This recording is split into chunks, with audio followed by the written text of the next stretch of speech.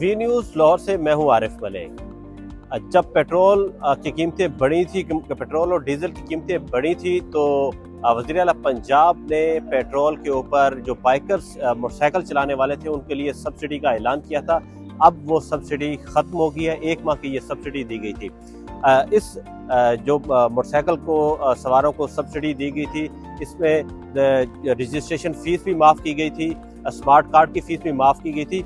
तो अब महकमा एक्साइज के मुताबिक 2,33,000 मोटरसाइकिल जो है वो 1 महीने के अंदर रजिस्टर्ड हुए हैं। इस पहले उनके मुताबिक हर रोज़ जो है वो 3,000 मोटरसाइकिल जो वो रजिस्टर्ड हो रहे थे, लेकिन इस सब्सिडी की वजह से 8,000 मोटरसाइकिल जो है वो रोज़ाना की बुनियादों पर रजिस्टर्ड हुए हैं। उन्होंने बताया कि अब तक 67 करोड़ रुपए जो है वो जो फीस है, ट्रांसफ़र फीस और स्मार्ट कार्ड की फीस जो माफ़ होने की वजह से 67 करोड़ रुपए की सब्सिडी मोटरसाइकिल सवारों को दी जा चुकी है, और पेट्रोल की मद में 70 करोड़ रुपए वो दी जा चुकी है सब्सिडी।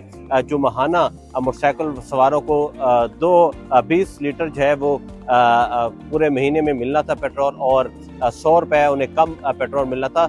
तो 2,000 रुपये ये बनता है। जो 2,000 रुपये पर मोटरसाइकिल सब्सिडी थी वो अब ख़त्म हो गई है, और महकमा एक्साइज ने कहा 70 करोड़ रुपए जो है उसकी मद में सब्सिडी शहरियों को अदा की गई है। दूसरा, उन्होंने ये भी बताया कि एक तो इस सब्सिडी का एक फ़ायदा ये हुआ कि जो गैर रजिस्टर्ड मोटरसाइकिल सड़कों पर चल रही थी उसमें कमी आई है। अब लोगों ने ज़्यादा से ज़्यादा जो मोटरसाइकिल जो है वो अपने नाम करवा लिए, ट्रांसफ़र करवा लिए।